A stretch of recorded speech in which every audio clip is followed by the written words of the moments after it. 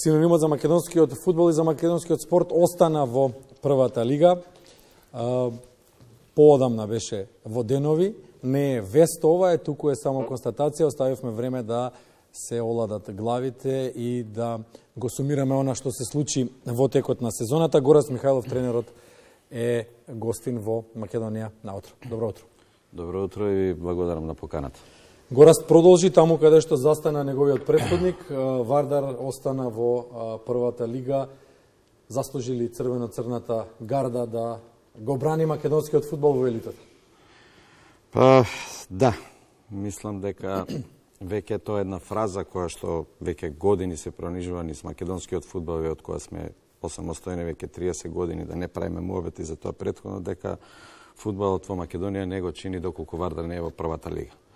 Секако дека беше тешко, посебно последниве 6 месеци, меѓутоа еве на крај мисијата успешна, успеавме и следната година Вардар ќе се надпреварува во првата лига. Што беше најтешко во сезоната што помина? Најтешко без разлика на тоа што игравме во тој бараш надпревар со екипата на Детонит, сепак тоа е еден надпревар во кој што се може да се случи. Знаете какви све работи се случуваат со фудбалот. Фудбал е и имаше еден притисок поголем, искрено да кажам, конкретно кон мене, лично, со самото тоа кај играчите, меѓутоа, успеавме во тој бараш надпревар да победиме убедливо и останавме во лига. Како да се мотивираат играчите во бараш надпревар, играчите кои што го носат светиот дрес, така се нарекува црвено-црната комбинација на која што стои емблемчето на фудбалскиот клуб Вардар? Видете, нема што тука посебно да се мотивираш. Игра за Вардар, игра за најголемиот фудбалски колектив, за најголемиот бренд во Македонија, фудбалски, воопшто спортски, ако може така да се изразам.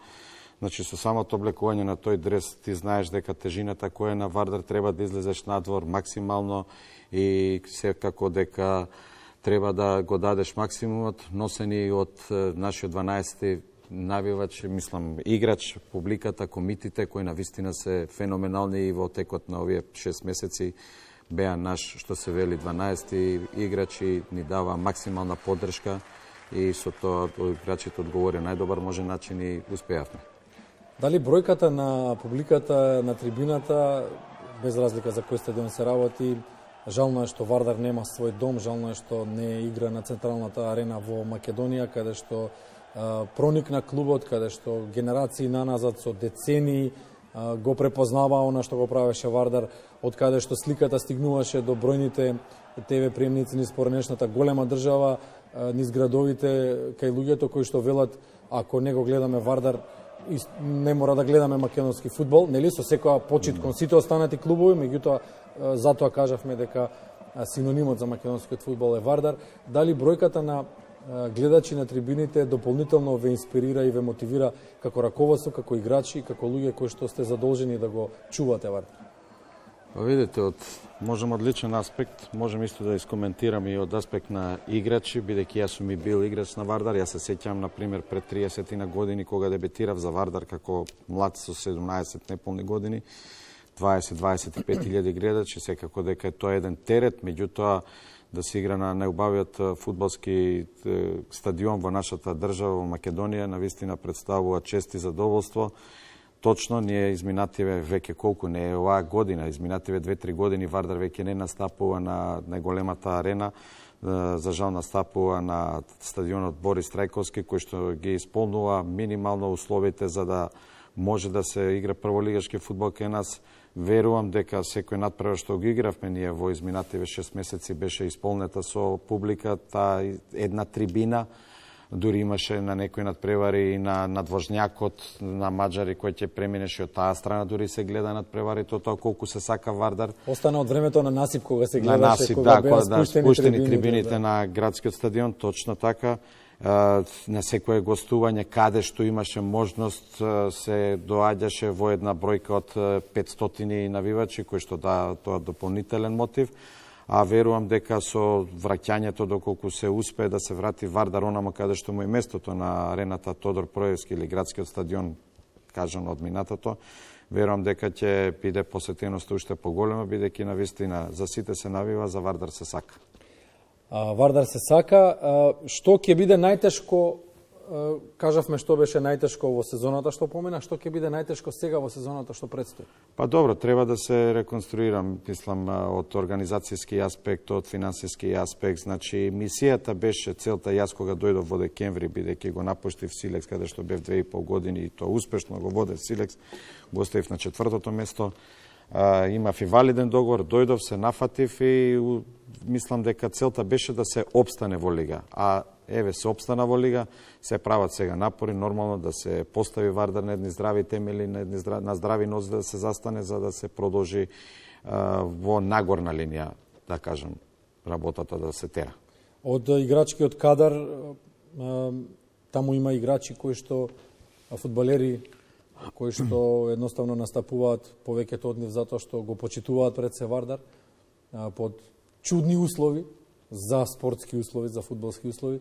А останува ли некои нови имиња или треба да се почека? Па треба да се почека, периодот еве предстои, значи веќе како се вели, значи се разговара со некои играчи, секоја чест на оние играчи кои што беа не само оваа година, туку играчи кои што беа и во изминатиот период верни, да кажам, на Вардар. Еве ќе ги земам за пример Дарко Мицевски, Филип Гачевски, кои што Ненад Мишковски, значи играчи кои што Глишич, кои што беа во изминатиот период дојдоа да му помогнат на Вардар, иако може би има и подобри понуди, услови, како се вели, во други клубови да настапуваат, тие се предадоа на Вардар, дојдоа во тие тешки моменти кога Вардар живуркаше и еве ги се наградени за сето тоа и мислам дека и во иднинат би требало да бидат дел од Вардар, а тоа понатаму како ќе се одвиваат работите, со кои се разговара се уште е рано, иако е актуелно, бидејќи веќе преодниот рок почна нели на 15 јуни,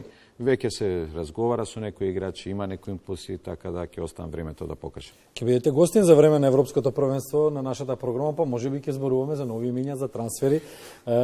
Едно од пред да преминеме на младинскиот сегмент, едно од прашањата е како реагираат фудбалерите кога ќе, затоа што сте поранешен фудбалер, сега и тренер, на Вардар, како реагираат фудбалерите сега, денес, кога ќе им се каже дека ги бара Вардар?